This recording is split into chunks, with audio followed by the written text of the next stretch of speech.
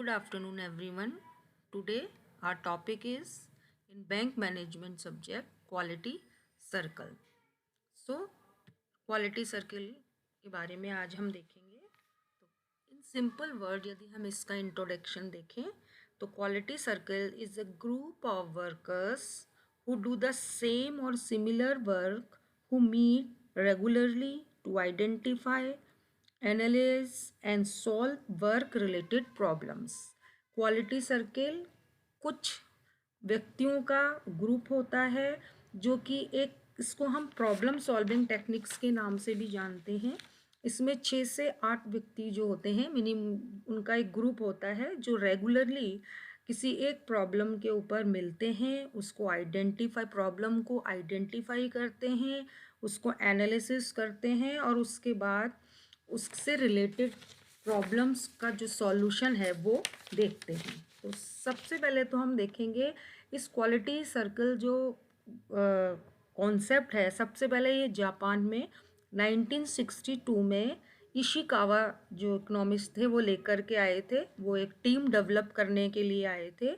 और यदि हम इसको इंडिया में देखें तो इंडिया में सबसे पहले 1980 में भारत हैवी इलेक्ट्रॉनिक्स लिमिटेड ने हैदराबाद में एक प्लांट में जो था इस क्वालिटी सर्कल को स्टार्ट किया था. और quality circle forum of India ये जो उन्होंने बनाया है भारत में, जो इसको हम कहते हैं QCFI quality circle forum of India, ये चेक करता है, ऑडिट करता है और कंडक्ट करने का काम करता है.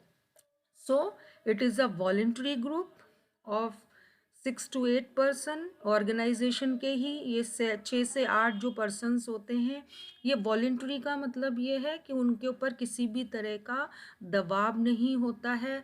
अपनी इच्छा से जो भी इस क्वालिटी सर्कल्स से जुड़ना चाहते हैं वो पर्सन ऑर्गेनाइजेशन के होते हैं, वो उससे जुड़ सकते हैं.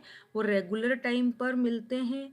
क्वालिटी के रिगार्डिंग कॉज क्या है, उसका क्या कारण है किसी भी प्रॉब्लम का, उसका कॉज ढूंढते हैं, उसका सॉल्यूशन ढूंढते हैं.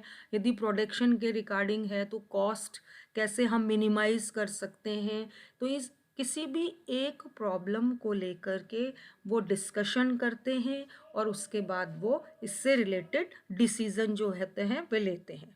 तो क्वालिटी के रिगार्डिंग एक तरीके से एक प्लेटफॉर्म जो है प्रोवाइड करता है एम्प्लॉयज़ के लिए, कि एक प्लेटफॉर्म है जिसमें 6 से 8 पर्सन होते हैं. उनका जो मैनेजमेंट होते हैं वो हेड ऑफ द मेंबर्स होते हैं, मीटिंग के हेड होते हैं वो.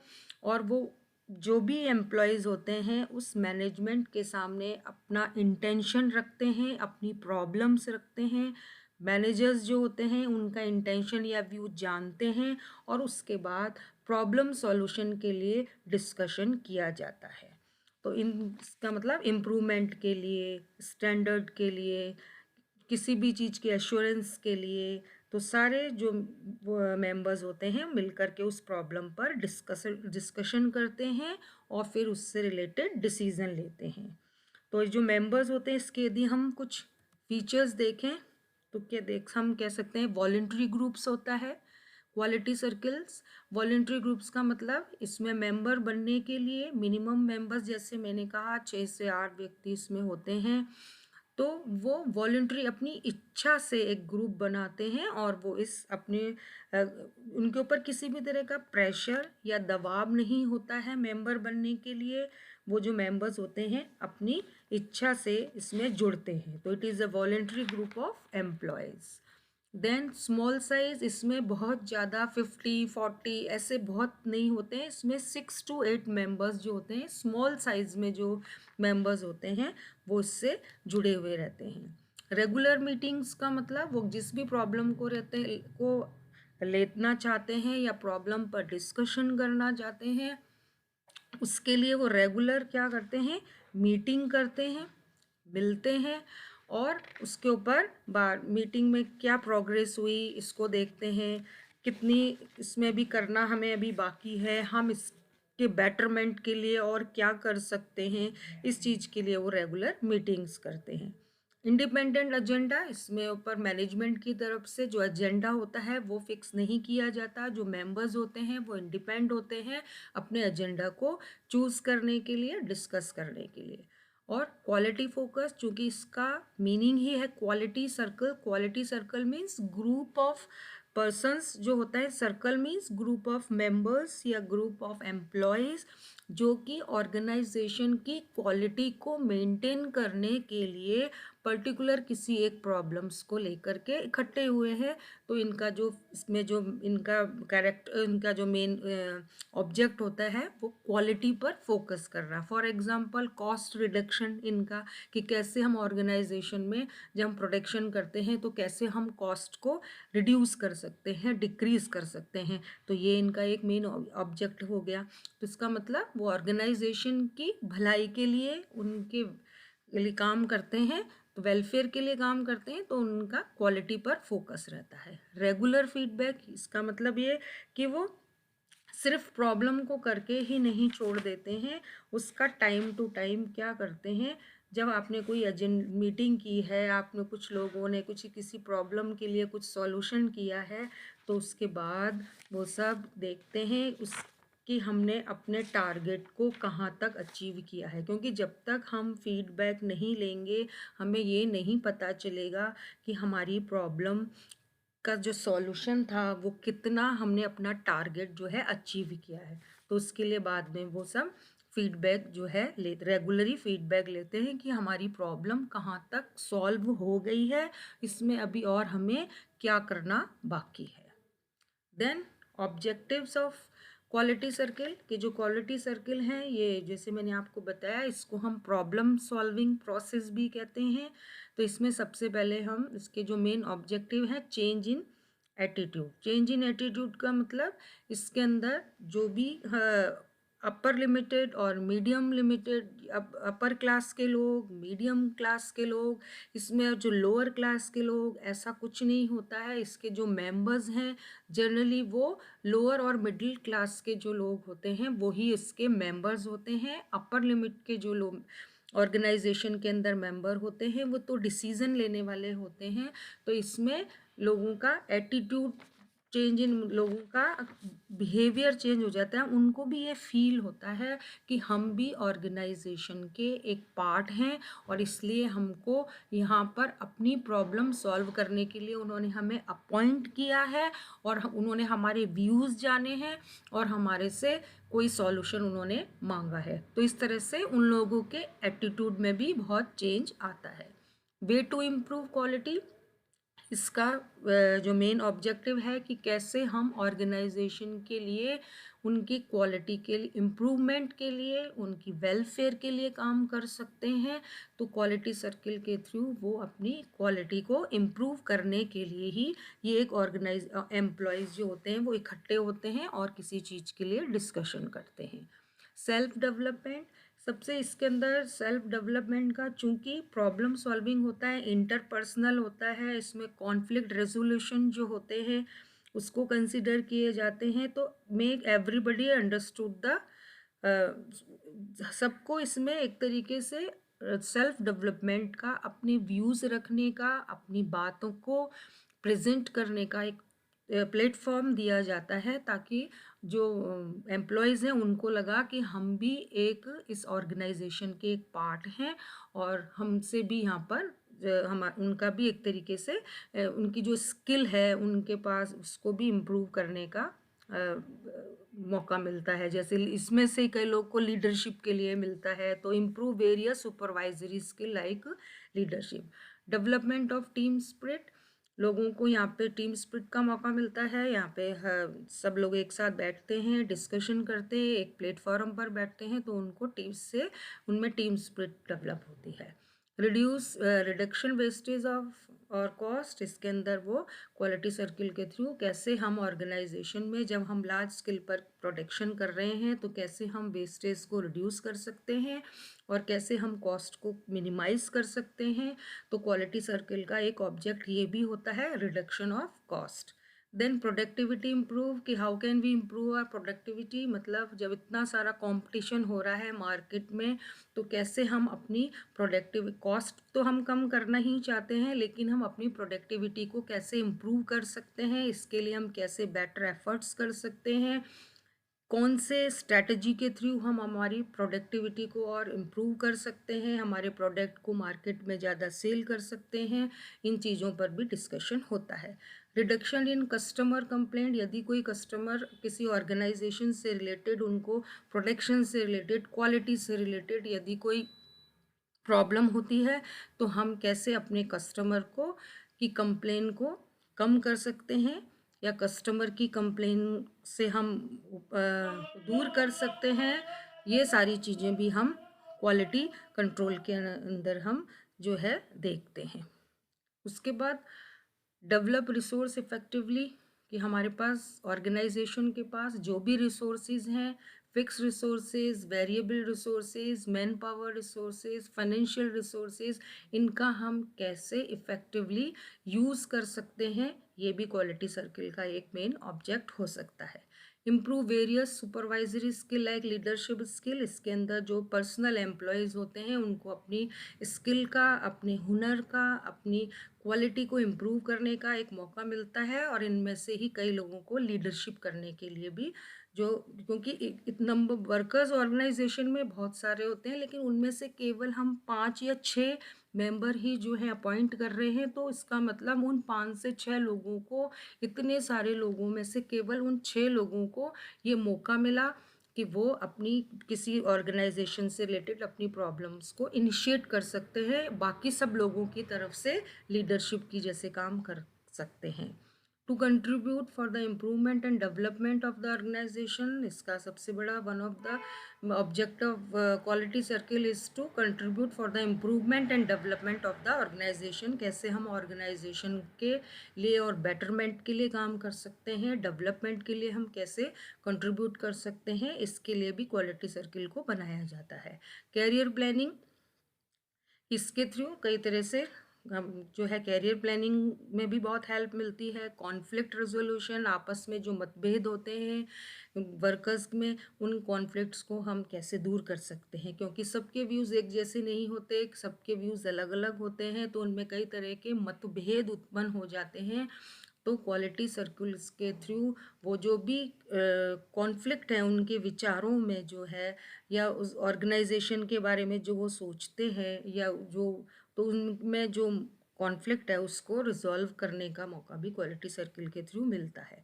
प्रॉब्लम सॉल्विंग ऑफ इंटरपर्सनल, यदि आपस में कोई इंटरपर्सनल किसी की कोई निजी प्रॉब्लम है तो उसका भी सॉल्यूशन जो है क्वालिटी सर्किल के थ्रू होता है। क्रिएट एन इनोवेटिव स्किल्स, उन लोगों में जो भी मेंबर्स होते हैं उनको अपनी इनोवेटिव स्किल्स, अपनी एक्स्ट्रा एफिशिएंसी को इफ़ेक्टिवली दिखाने का उनको एक तरीके से मौका मिलता है, कि कैसे वो अपने व्यूज़ बता सकते हैं, कि कैसे हम इस ऑर्गेनाइजेशन के लिए या इस प्रॉब्लम के लिए और बेटर न्यू मेथड से, न्यू टेक्नोलॉजीज़ के थ्रू, इनोवेशन के थ्रू कैसे यूज़ करके हम इसका जो है ऑर्गेनाइजेशन का बेटर कर सकते हैं, उस ऑर्गेनाइजेशन के लिए और बेहतर काम हम कर सकते हैं।